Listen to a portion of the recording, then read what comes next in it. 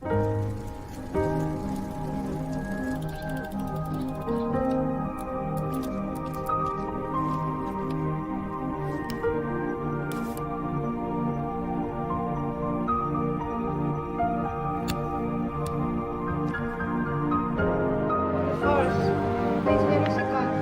days are hectic. It gets hard to think about anything else.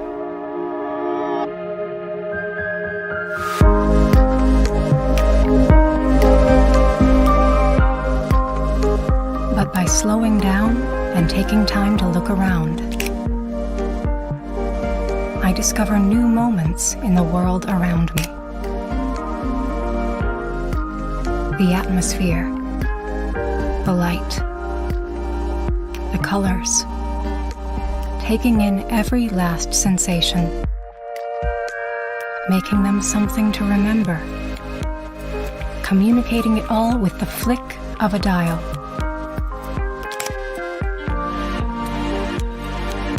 Transforming fleeting moments of beauty into special images that will last for years to come.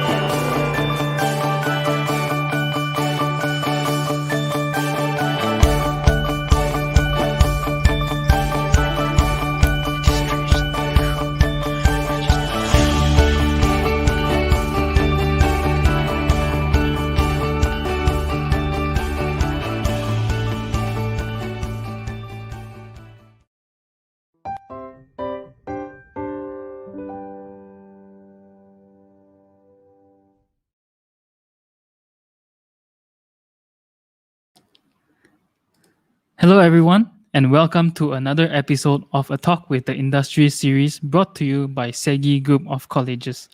Let us introduce ourselves. My name is Jacob. My name is Koku, and we will be your hosts for today. We're extremely privileged to have Mr. Grey Chow, who is an award-winning photographer here with us today to share about the art of night photography. Before we go any further, let's first do a quick tech check. If you're able to hear us clearly and see us clearly, do type yes in the comment section. That's right. If you are able to hear and see us clearly, please type yes in the comment section. Yeah, we can see a few people starting to reply yes.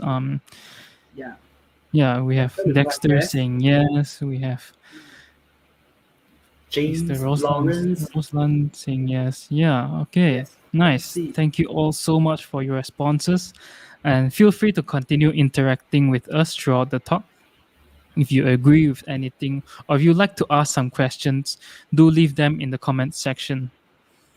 So right now, we would like to acknowledge some of our industry partners who are watching right now together tonight. We have Mr. Jeremy and Miss Junita from Yogurt, Miss Go from Hokai, Miss Janet and Mr. Castrick from Sure, and Mr. Alex from Futuromic. Yes, thank you all so much for joining us tonight. We'd also like to mention that this show is powered by Shure and Iligia. Now, let us do a quick rundown of today's talk. It will be divided into two parts. The first part, we will be taking about tips on nighttime photography. After this, we'll be taking a quick break, and then after the break, we'll dive straight into the Q&A session as well as the lucky draw session. The lucky draw winners will be picked from the names that have registered for today's session, so do register through the registration link. Without further ado, let us invite our guest speaker for tonight, Mr. Grey Chow, to the show. Hi, Mr. everyone. Chow. Hey, Thank you for thanks, joining us Jacob. tonight. Okay, thank you to Koku. So for the introduction, also I want to say thank you to SEGi University and College and also Alex for giving me such an opportunity to share my photography journey with you guys here. And also later I'm going to share some photography tips and tricks. Hopefully can have something for you guys to bring back from today's sessions. Okay, without wasting any more time, let's have a brief, introduction about myself in case you guys never heard of me before. Okay, so I'm a travel landscape photographer. I call myself that. Okay, and yeah, this is my website, my social media, and also my Facebook page there. So I've been taking photos in different countries. So basically, I would just go any places as long as I can take good photos. I won a few awards before and was lucky that I have my work. My work has been featured across local and international media, such as BBC News, Digital SLR Photography Magazine, Lonely Planet, The Star Online, Yahoo, Daily Mail, and there are more than that. Okay, so and let's talk about how I got into photography. I believe, like everyone here, okay, if you guys already bought your first DSLR camera of, now maybe mirrorless camera. So I believe most of you guys, the purpose is to get a better photo when you go on a trip. If that yes or no, if yes, just type yes in the chat there. Sorry, I like to ask questions to make sure everyone stay awake. Yeah, and also ensure that I'm still connected to the internet. Okay? Yes. Okay. Yeah, so if anyone has DSLR, can comment yes in the comment section. Yeah. So yeah, so just want to get a camera and then take better photo. Yeah. So and then slowly, actually I try out different types of photography. Okay, which is very common: portrait, food, street, travel, and then slowly I found that where my passion really lie into is this landscape photography.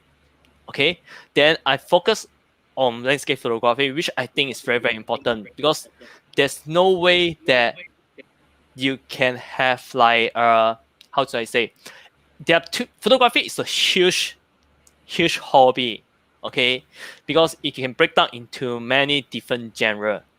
So sometimes you really have to immerse into one of them. Then until your skill reach a certain level, then only you move to another. Okay, so you can see that I started into landscape photography first, which this is that Wanaka tree in New Zealand. Okay, they call it that Wanaka tree. Okay, in New Zealand, and then I photographing cityscape also. This is Petronas Twin Tower. I believe you all must sure know of it. Okay, and then after that, I got into astrophotography. I didn't put the photo there because I want to keep the surprise for later. Okay, then after astrophotography, then I keep challenging myself into different type of photography. I got into long exposure black and white photography. You can see that it's slightly different. It's like it's like for you, like maybe it's about scenery, but it's going to be different. The concept behind, the technique behind, and how you edit it. And now I got into drone photography. Okay, aerial photography. Okay, this is kind of funny because I always wanted to get a drone. Okay, but I didn't because I found drone have a lot of restriction. Okay, a lot of rule. Then until last year pandemic started, I can't go to other country for photos. Then I asked myself, how can I expand my portfolio? How can I shoot something different? Because to be honest, I would say that West Coast, West Malaysia, most of the places that for me that I like, I went there before, I gone there before, and I already took the photo. Okay, last East Malaysia, Sabah and Sarawak are yet to explore enough. Okay, supposedly last year I should go there, but pandemic came in. Okay, so I got a drone, and then it's something different, but I really enjoy the perspective that I got from the drone. Okay, so and after the, let's talk a little bit about the gears that I use. Okay, I'm a Nikon user. I'm still a Nikon user. My first Nikon camera actually is the D5000. Okay, the first one with a flick screen. Okay, for Nikon. I didn't put it here because, I already sunk it into the sea on one of my photo shooting, immersing. Okay, so yeah, then I upgraded to Nikon D610 and 750. Okay, occasionally I also have project with Nikon, and they let me use the Nikon Z7. I love it, and this is the Nikon Z7. So the lens that I own is the 14-24, one of my favorite lenses for landscape photography, because not only it's good for landscape, it's also good for astrophotography and also indoor. Okay, interior photography, because why? It has a 40mm, which is wide enough to shoot indoor. At the same time, you can also go for like 16, 17, and up to 24 focal length. Okay, and the f2.8 allowed me to use, the wider aperture, which able to get more lights into my camera when photographing the night sky. Okay, so because night sky is very, very dark, so the f2.8 give me another few more stops exposure. Okay, so 24-70 also f2.8, 50mm, f1.8. I believe a lot of people got this lens too when they bought their first DSLR or mirrorless camera, because this is like a must-have lens. Okay, I would say the price is very, very reasonable, especially for starter. So and then it's really nice for low light and portrait. Okay, the tripod is very, very important for a landscape photographer, because a lot of time we are taking photo more than a few seconds. A few seconds sometimes can up to 30 seconds or longer. Okay, so that's why a good tripod is very, very important. So I use different tripod: Photo Pro, Gizo, Leo Photo, and the thing here is that the carbon fiber tripod here. Okay, carbon fiber and aluminum. A lot of people may ask what's the difference. Okay, but once you go, carbon fiber, I would say that everything is better than aluminum. Lighter, more durable, and yeah, in terms of, because especially shooting in the cold weather, carbon fiber is not that cold. But if you hold aluminum during a cold weather, then your hand can feel the free. You can get the frost bite, which happened before to me. Okay, without the glove. Okay, of course, please use a glove. Okay, but the carbon fiber, the only this problem about this carbon fiber is kind of expensive. Okay, so depending on your budget, if you have budget, go for carbon. Okay, once go carbon fiber, then you never go back. Okay, so and here, okay, let's talk a little bit about this place. We're going to talk about night sky photography. Okay, so I want to ask you guys, have you guys heard of this place called Mount Kinabalu? Okay, please don't say no.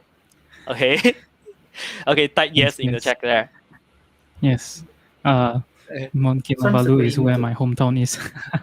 Yeah, Yeah. yeah, I went there once just to photograph, just for photography on the Mount Kinabalu there. Okay, it's a very crazy experience. Okay, yeah, it's the highest mountain in Malaysia, and this is, the behind the scene was taken using my phone. I need to clarify first. That's why the quality is not yet up to my normal standard, I would say.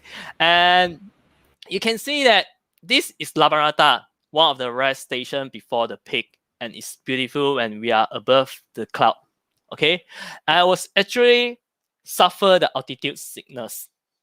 Okay, it was my first time ever hike up to such a high mountain. Previously, I was only went to like 400-meter high, but this is like 4,000-meter high. Okay, and I'm going to be very honest to you guys. The hike is not that tough, my opinion, but it's very tough to me because I'm not a hiker. I'm a photographer. So I don't just go there for hiking. I go there with all my heavy camera gears and my back there. Okay, so it's very challenging to me. Okay, challenging, and also there's a tripod at the back there. I want to let you guys know I went there. It's the year after the earthquake incident. Okay, and it was just reopened, and I went there in March. Okay, so I suffered altitude sickness. It was also my first time. Okay, I have a lot of first time there, and I can't really sleep well. I have like maybe 1 or 2 hours sleep. Then I woke up at 2:30 a.m. Again, this was taken using my phone. Okay, 2:30 a.m. which is we have like a supper there, and then 2:30 a.m. and we need to go up to the peak, which is left around like 2 or 1.5 km, if I'm not mistaken. Okay, so and then the moment I kick, hiking, and I always have this negative thought: great, you can't do it. Why are you so stupid? Come here. This is crazy. Okay, bring all those camera gears, you can't do it. Okay, but I don't know why I just keep moving, and luckily I didn't give up.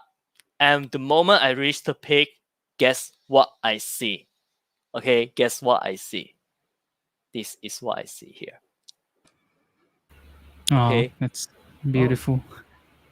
And then we are above the sea of clouds, and these tiny lights here are the other hikers.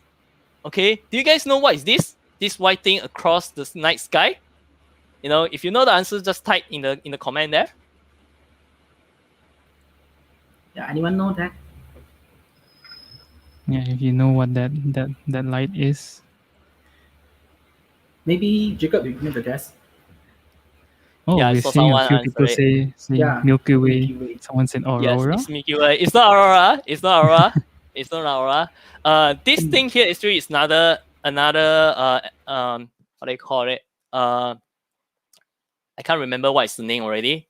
Okay, this is also another phenomenon. Okay, so but here this thing is Milky Way, and this is the panorama of the Milky Way across the east and also south direction, and this is the south peak. Okay, this is the south peak. Okay, I'm not trying to brag, but I went there after I came down. I think I was lucky because the weather was so clear. The weather was so clear. And then a friend, after they saw my photo, they wanted to try it, and then they can't get the shots because of the weather, sometimes because of the timing. Okay, so and then I think up until now, I yet to see anyone can capture this panorama photo of the Milky Way there.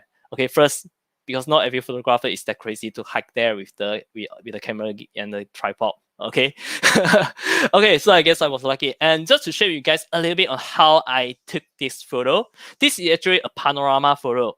Okay, so what is a panorama? Panorama is that you take a photo. Okay, you take a photo from left to the right. Okay, left to the right. 1, 2, 3, 4, 5. Okay, as many frames as needed. Okay, then you combine them together, and this is the original raw file. Okay, I always have no problem to share with people my raw file because I think that's who I am and how I edit the photo. Okay, so this is how it look like. Okay, so you can see that even though from the original raw file, it's very, very clear, the Milky Way. Okay, the Milky Way is also can so-called the galaxy.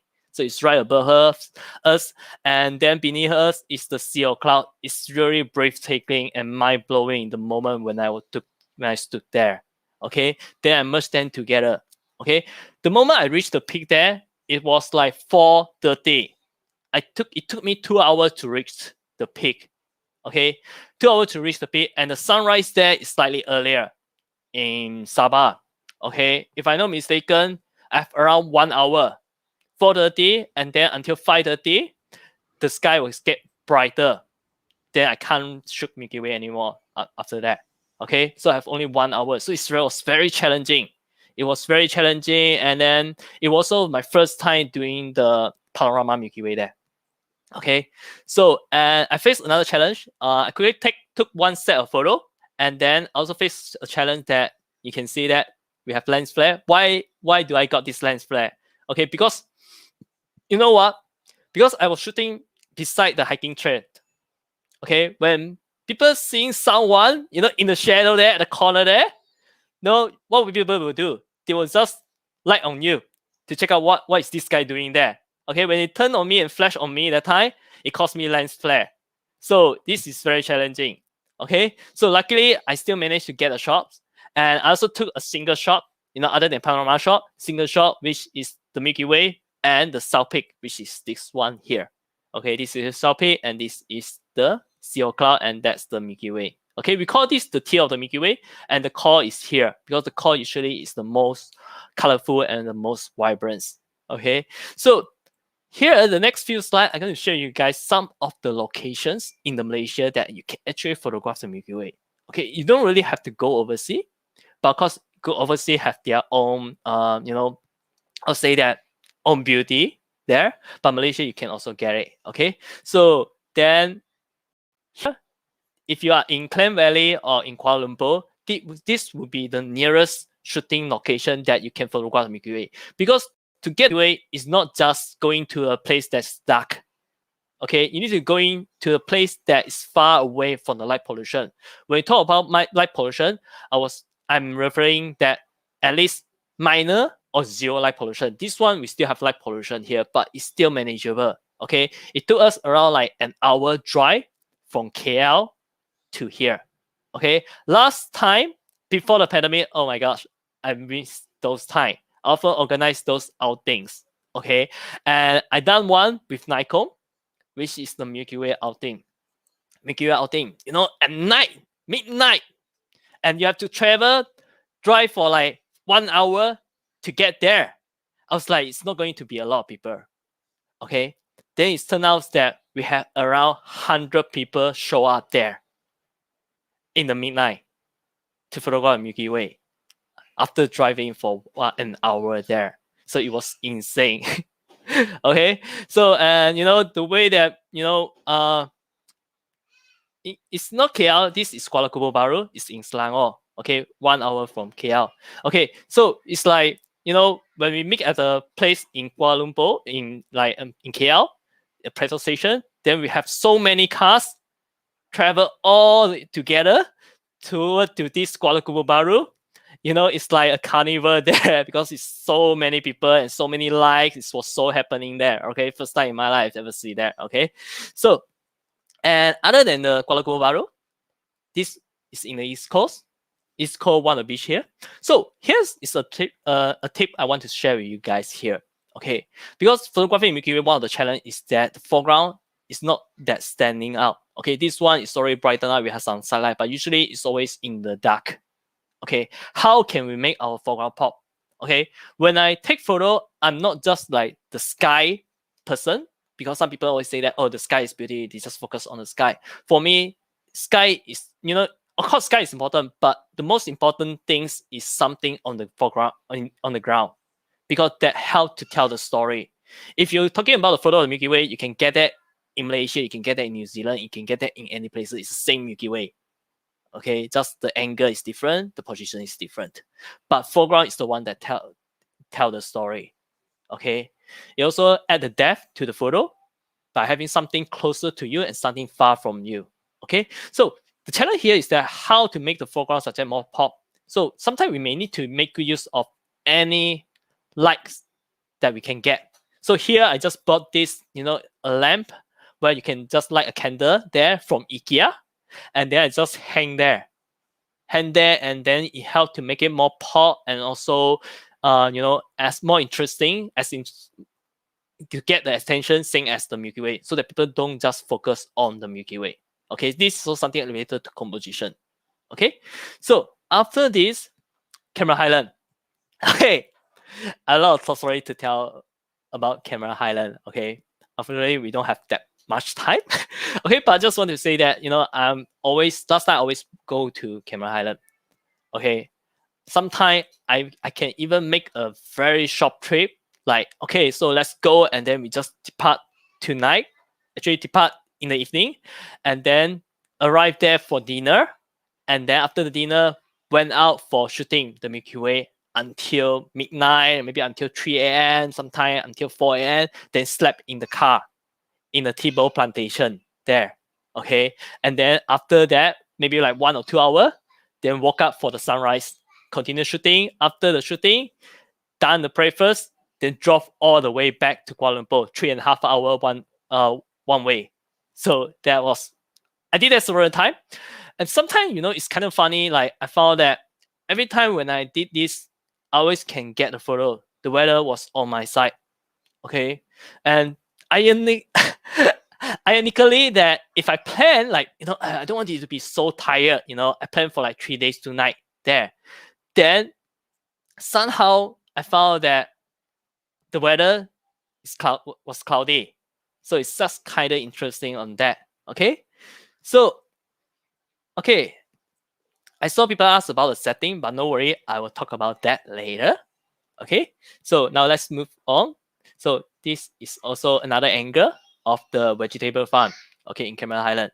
Okay, and then here, the famous sunrise location, the T-Bow plantation, okay, in Cameron Highland. Of course, when I went there that time, I not only just go there for the Milky Way, also go there for the sunrise, because the sunrise there is really, really epic. Okay, I would say one of the best things you can get in Malaysia. Okay, so now, okay, that's what we talk about the camera setting, right? Okay, so we're going to talk about like how to decide the camera setting to photograph the Milky Way. And usually, I like to create a simple process flow so that it's easier for people to follow. Okay, so I want to ask you all a question. So I believe all of you may have heard of this thing called exposure triangle. In our camera, there are 3 camera settings that you can use to control the exposure of the photo. So what are them? You can just type in the comment there. No worry, right or wrong, just type it, because if you participate, it helps you to remember better. So what are the 3 camera settings? Okay. Yeah. Koku, you have any ideas? Shutter speed, is it? Yes, shutter speed. And I know there's one ISO. ISO. Yes. And we there's have the some answer, answers. aperture. Yeah, aperture. Yes, 3 things. So we're going to talk about that. Okay. So now we go to this slide here. Okay. Before you start to take photo of the Milky Way, you have to shoot in manual, because auto most likely won't work well during shooting. Why? Because it's going to be very, very dark. Sometimes you can't even see your finger, because you're going to go to place like 0 or minor light pollution. It's super duper dark. Okay, so shoot in manual mode and shoot raw, because if anything goes wrong, you can recover that. Okay, and if you shoot raw, you don't have to bother of the white balance camera setting. You can just shoot auto. So you keep the thing simple. Okay, focusing mode, you're also going to do it manually. Like say that your autofocus most likely not going to work well in that kind of condition. So now back to the exposure triangle. We talk about aperture. Let me just go down a little bit here. So we're going to use some pen. So aperture, shutter speed, and ISO. We go from this one first. Okay, we go for aperture first. So aperture, we go for the widest aperture. What does that mean? If your camera lens have like f2.8, so let's say f2.8 is the widest, then use f2.8. Then you say that, great, I don't have that kind of wide aperture. Then what you have? f3.5, just use f3.5. If f4, just use f4. Okay. So also you go for the widest focal length. Okay, we keep things simple. Okay, sometimes it may not be the perfect scenario for certain situation, but now the most important thing is that to let you get started. Okay, so focal length, you use the widest one. Okay, 40 mm, 60 mm, full frame, cross sensor, use the widest one. Okay, so then this one done. Okay, next shutter speed. Shutter speed, we're going to use the 500 rule. So what is 500 rule? Basically 500 divided by the focal length. So let's say the focal length is 40 mm. Then you get something like 35. Okay, 35, what does that mean? 35, it means that the max shutter speed that you can use. So 35 seconds, but our camera maximum usually is like 30 seconds. So you just use 30 seconds shutter speed. Okay, so 30 seconds shutter speed, and that's the max shutter speed that you can use before the stars move and turn into star trails. Okay, actually the star doesn't move. Okay, but why you get the star trails? Because we are the one that move because of the Earth rotation, the Earth cell rotation. So we are shooting on the Earth. So we are the one that move. So we got a star trail. So that's why you use this as a guideline to find out the max shutter speed that we can use. So how about 24 mm? Okay, 24 mm. Let's me right here, 24 mm. So 24 mm is 500 divided by 24, and you get something around 20 seconds. Okay, so you can use this. Okay, so you can see that. Let's now, okay, it's very obvious. Aperture fixed, shutter speed is fixed. What else can you use to control the exposure? Then you have only the ISO, right? So then you ask, great, I don't know what ISO I should use. Well, you just pick any one. For me, it doesn't matter. Okay, I'm not really a fan that, for people to follow the camera setting, because there's no way that you can follow exactly the same, because the shooting condition can always be different. Okay, even though you go to the same place, at different timing, the condition going to be different because of the weather. Okay, so let's say you want to start at ISO 1000, just go for it 1000. I think let me use another color to make it easier for people to see. So you can use 1000.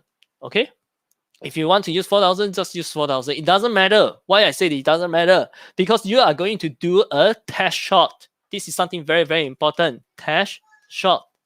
Just do a test shot and then you review the photo.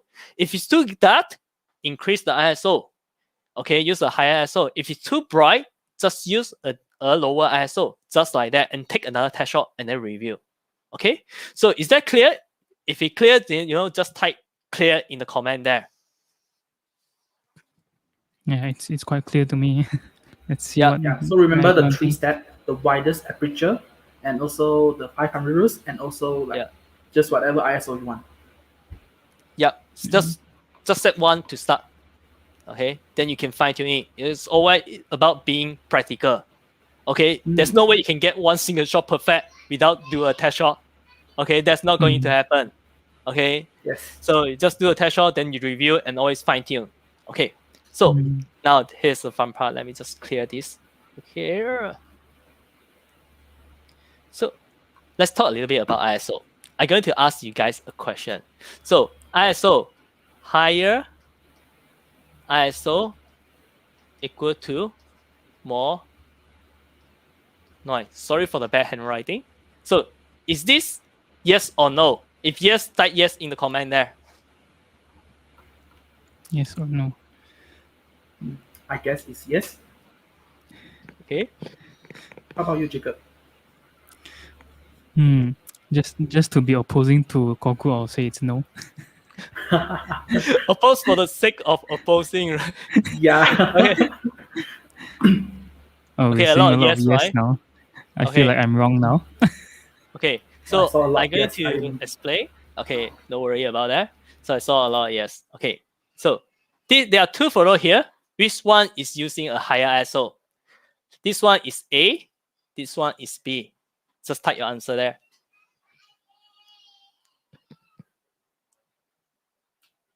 Yeah, A or B. If you think that A is a higher ISO, type A, and then if you think that type B is the higher ISO, type B. Okay, we're getting some answers. Coming already. I believe most is going to say A. Yeah, a lot of them are saying A. Okay, so I'm going to review the answer here. Okay, this one and this one. So this one is actually the higher ISO. Actually, I also thought it's A. Okay, like how come? Just like you told us that higher ISO will have more noise, right? But how can this higher ISO have lesser noise than this one here? Okay, so let's back to this slide here. Okay, so higher ISO has more noise, which is true. But ISO also has another characteristic. Okay, noise has another characteristic. Noise, how to say, tend to have more. Okay, tend to have more noise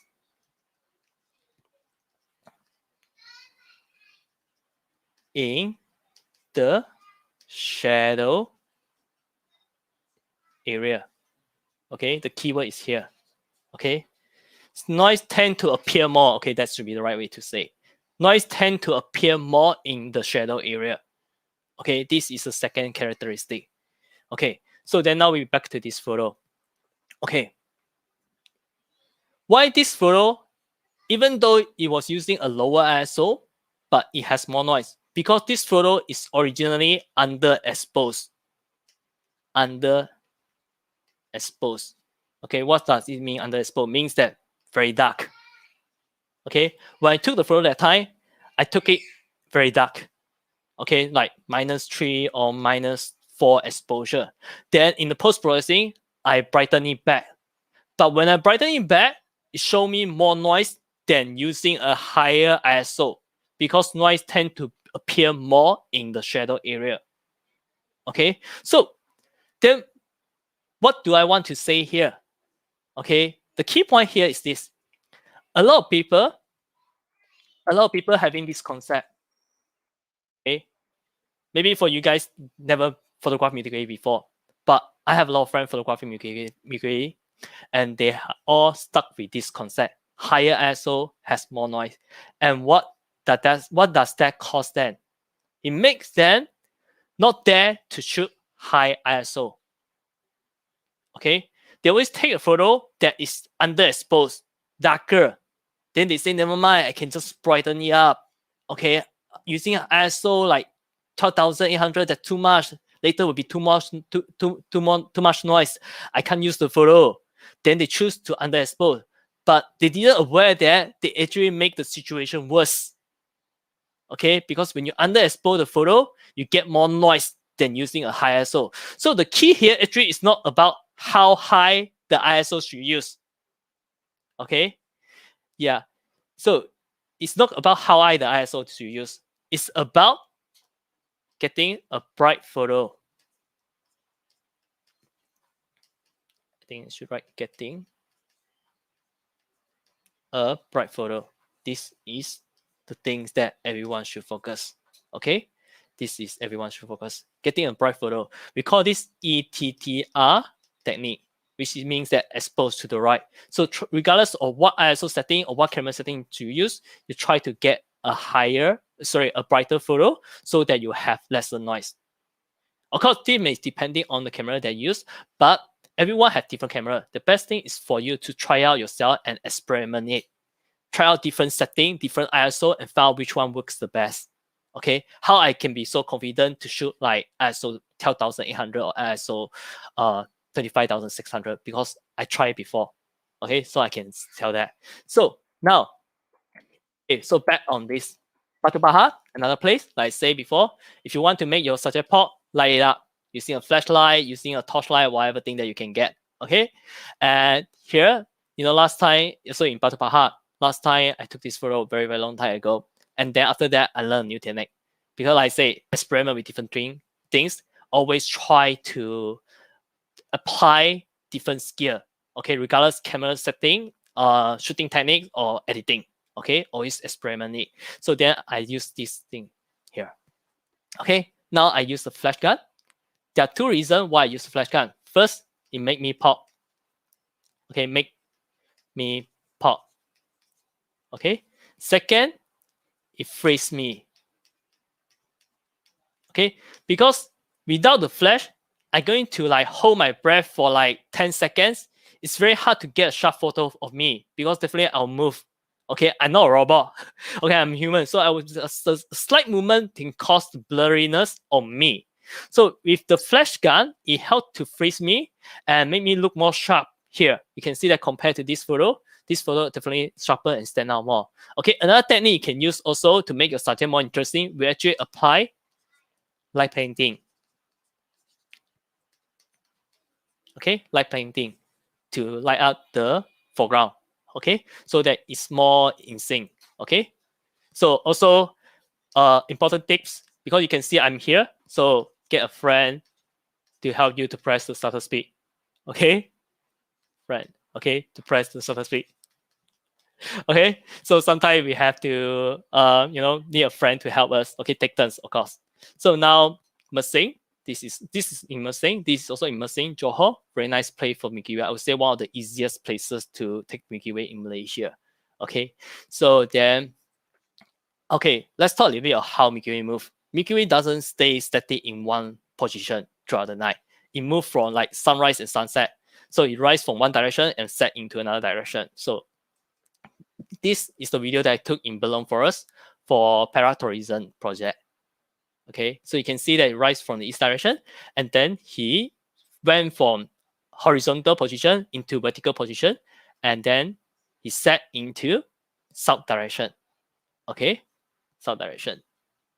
So of course, this thing you can use an app called Stellarium. I like to use that Stellarium.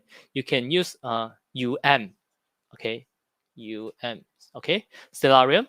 I like to use that. There's a web is free, and you can have a bigger screen for you to do the planning. Okay, and if you go to other places like for example, country like New Zealand in southern hemisphere, so the Milky Way moves slightly different. Just like in Malaysia, it moved from the east direction and then into the south direction. But in New Zealand, see, it's actually moved rise still from the east direction, but it moved toward to the north direction. Okay, so that's the difference there. So sometimes you have to do a lot of planning before you start to take photo. The more planning, I would say, the more homework you do, it gives you a better idea on how the place is going to be like, what kind of composition you can get, and what kind of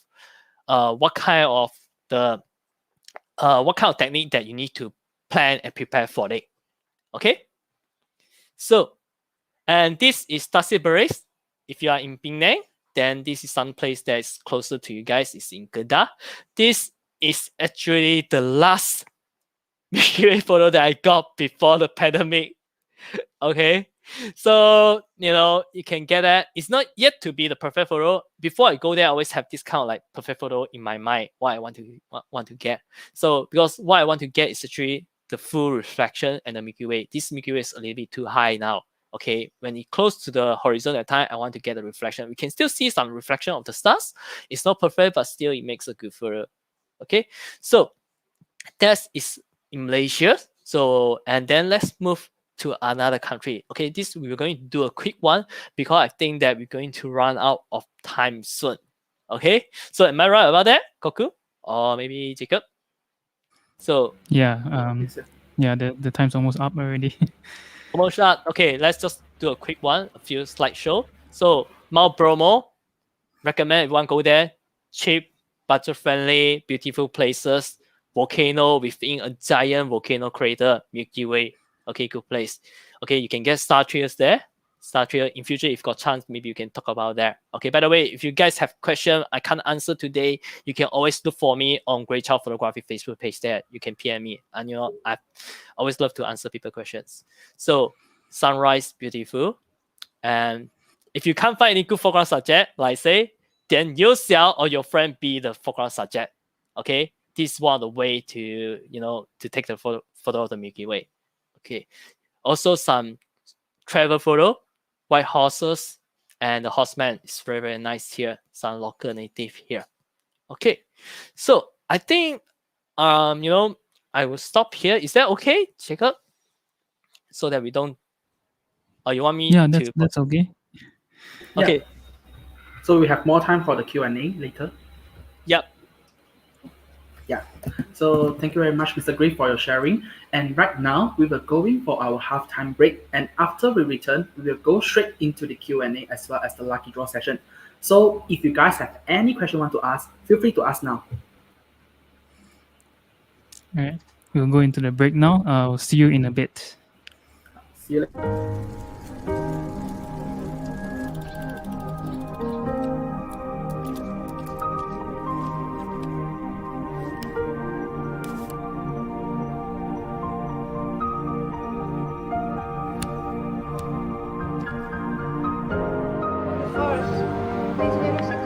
Some days are hectic. It gets hard to think about anything else.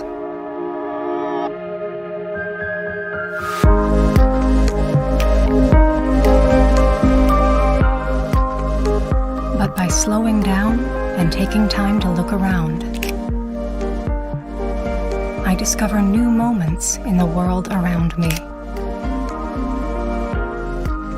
The atmosphere, the light, the colors, taking in every last sensation, making them something to remember, communicating it all with the flick of a dial.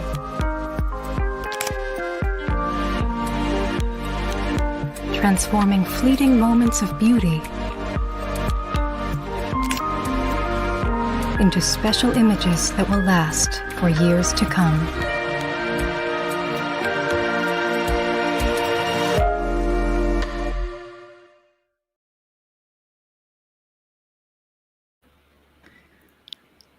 Okay, welcome back. Right now, we'll jump straight into our Q&A session, as well as our lucky draw session.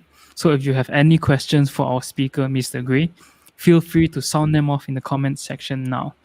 For our lucky draw, we'll be giving out 4 Nikon merchandises sponsored by Nikon. So be sure to type "I am the winner" in the comment section to prove that you are here now and claim your prize. Before that, we'd like to tell you about our next session where we have Malay Tangga to come and share with us. So it will be on the 28th of July, which is next Wednesday. Yes, we hope to see you all there. Now let's find out who our first lucky draw winner is. All right, we have the lucky draw wheel.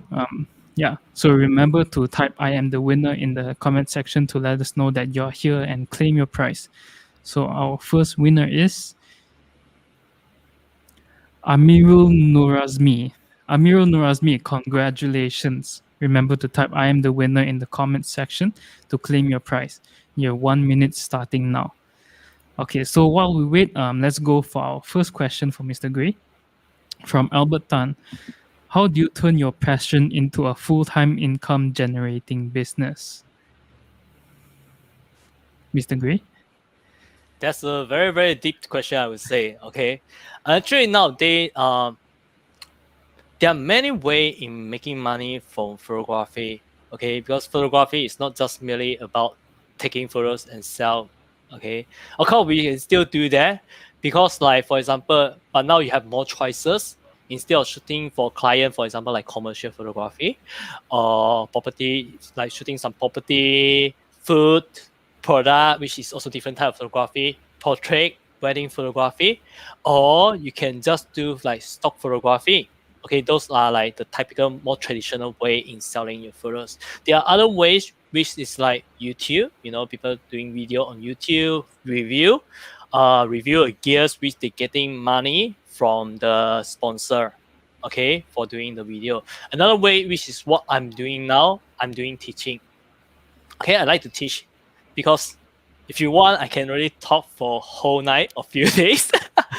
Yeah. But worry that you guys cannot. Okay, yeah, but so I like to teach. So I actually have my own so-called a private member group, which I'm doing like live sharing session and workshop every day. Last time I did workshop, I traveled in, not just Malaysia, I was traveled to Singapore for a few workshops before the pandemic.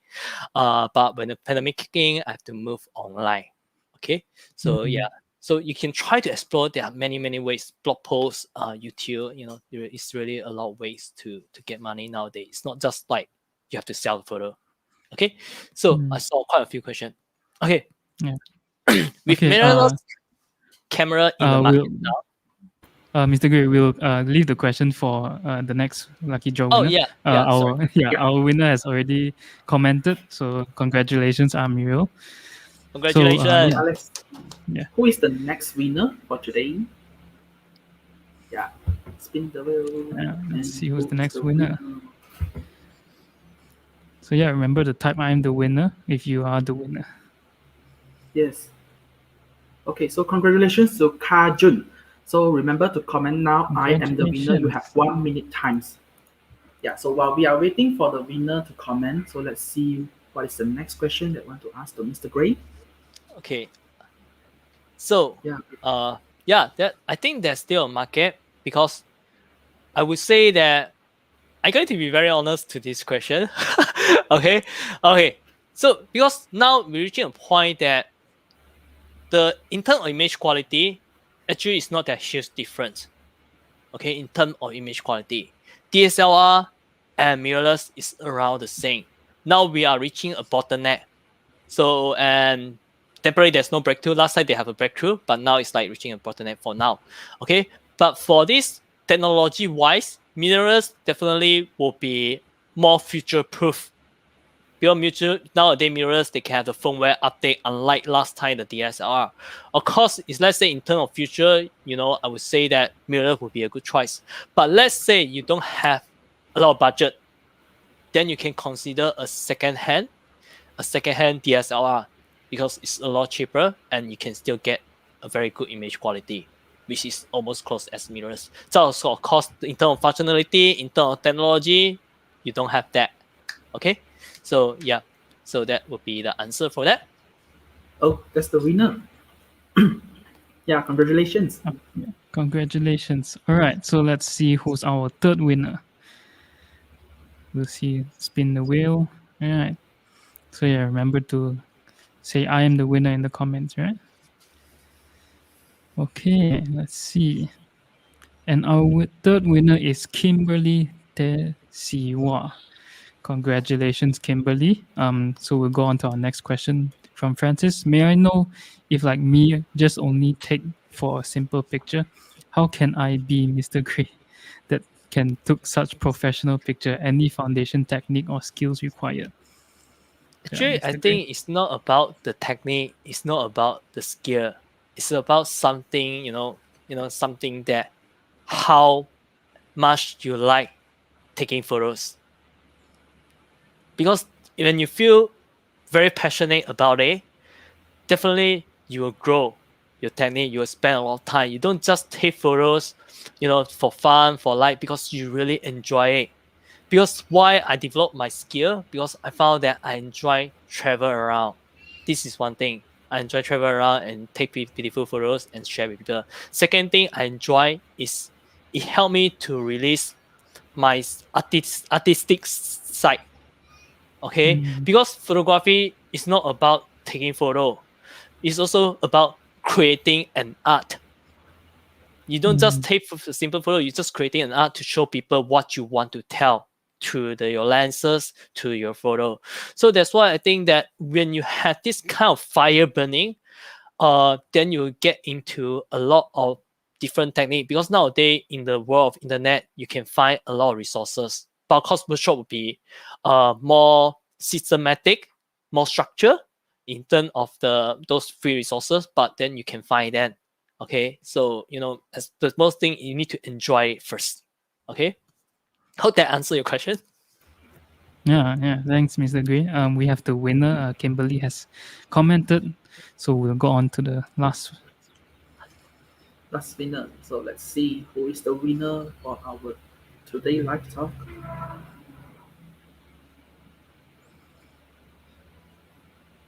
So it goes to David Christopher Smith. So David, comment I am the winner now to get your prize. Okay. So let's get to our Congratulations. last question of today. So who is my favorite photographers? Okay, actually I got a few. I'm going to name two of them, and they are also my friends. Okay, one of them is called Elia Locati. Okay, Elia Locati. So kind of famous international photographer. He has a clean and detailed style, because that's what inspired me to go into this kind of style. Okay, so he also done some YouTube video before he came to Malaysia, and I accompanied him and took the video together with him.